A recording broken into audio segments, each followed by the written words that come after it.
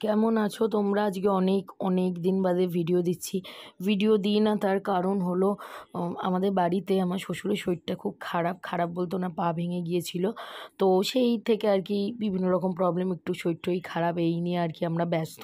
সেই জন্য যখন করি একটু করে মায়ের বাড়িতে যাচ্ছি, সেই সময়টা ভিডিও করছি। এদিকে বাড়ি চলে এসেছি। দেখো জেফারের দোকান, তোমরা তো বড় ইউটিউবার, জেফারকে সবাই চেনো। তো এই জেফারদির দোকান থেকে আমার থেকে ছোট বড়, অবশ্যই বড়। তো জেফার বললাম, কেউ খারাপভাবে নিও না। জেফারদির দোকানে দেখো আমার বোন শাড়ি কিনেছে। তো সেই শাড়িগুলোই ভাবছিলাম চলো তোমাদের দেখাই। আমার বোন গেছিলো ওদের দোকানে, এই একটা শাড়ি নিয়েছে, আমার ভালো লাগেনি। ও ফর্সা, ওকে তো অবশ্যই সুন্দর লাগবে। আর একটা দেখো খুব খুব খুব সুন্দর নিয়েছে। এই শাড়িটা দেখো, এই শাড়িটা আমার দারুণ লেগেছে। এই শাড়িটা কিনেছে, এই দুটো শাড়ি কিনেছে, দেখতে কিন্তু যথেষ্ট সুন্দর ছিল।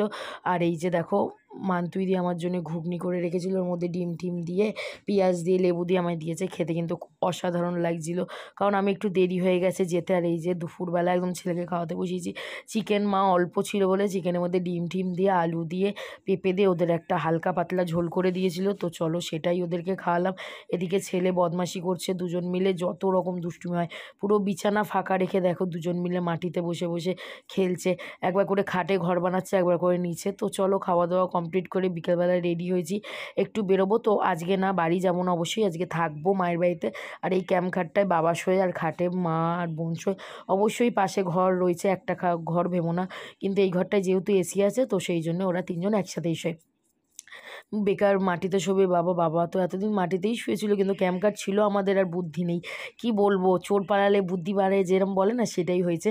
ঘরে রয়েছে তাও কিন্তু আমরা সেটা ইউজ করিনি। হঠাৎ তারপর মনে হয়েছে ক্যাম্প খাটটা পাতলে ভালো হয়, কারণ ঘরগুলো যথেষ্ট বড়। আর এদিকে দেখো ছেলেকে আঁকায় ড্রয়িংয়ে দিয়ে দিয়েছি, স্যাটারডে ছিল। তো স্যাটারডে মায়ের বাড়িতে থাকবো ঠিক করলাম। তো আমরা বন্ধুরা, আরও একটা বন্ধু আসবে তো মান্তুইদির বাড়িতে। তো মান্তুইদি বললো আমার বাড়িতে এমনি বসবি, চল কিছু খাবার নিয়ে যাই। তো সিঙ্গারা টিঙ্গারা নিয়েছিল, আমি খাইনি, আমি ওদের ভিডিও করছিলাম, কারণ আমার খুব গ্যাসের প্রবলেম হয়।